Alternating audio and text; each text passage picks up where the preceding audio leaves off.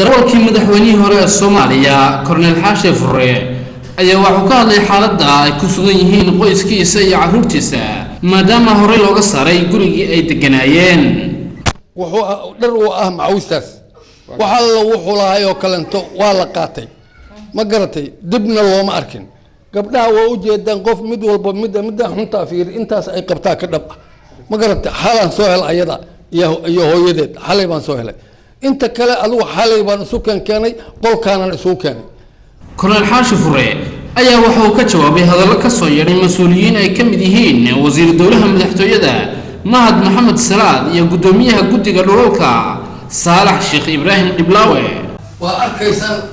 wasiirka madaxtooyada wuxuu yiri guri baan u jaaray meel baan dejiyay intaas way alaabta guriga loo taala guriga yagi wixii yaalay labada biyaano ka buuxay everywhere ilmahaygii waa kuwaasa nin walaalkay ah oo reer Cabdibaaqi Kaaraan ah ayaa qolkaas siiyay wakaas dalshadaas baahi waxaa jooga dadka kan guriga ku xiga leh aniga waa iga dhismay horeey asaga hal weydiyo meel banaan bay ahayd hanti qashinka meesha dhig lahayd ba ahayd 83 intii koreysay meel banaan oo bogcad ahayd cid aniga iga horeyso oo la siiyana ma jirto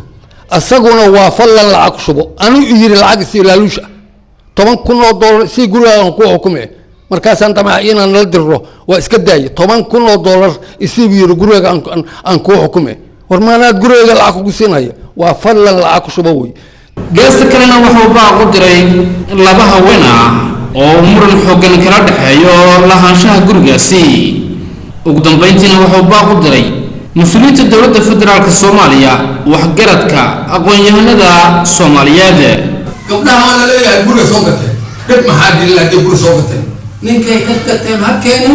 إذا على هي تلفزيون الهبسل أما وحيقنا سيهاينا أما واحد صافي ورياضنا تنفس وإنت كريم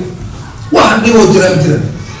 ما قلت وحيا طبعا قولي إن مرع بين يوه بين أو مرع مرقاتي والدي ورقدي محكمة والدي شرعي والدي وحلو هل ساعة وحبيبي ما المهم لوين والفيري علاقتي المال بعدكتي قران كشنيا برام نسر كوير سواحدي ومركو بري يقول كريسو هميني ما روح waxaa jooga ninkii haanta qashinka iga qaaday general John Fido yaa jooga waxaa jooga ninkii jeexay oo jeexay oo asaas ku jeexay Cabdillah Igaal baliyada yaa jooga waxaa hoolan iga soo wacay ninkii dhagixii dhulka lagu riday ugu horeeyay telefonkiisa ayaa la xiriira warsada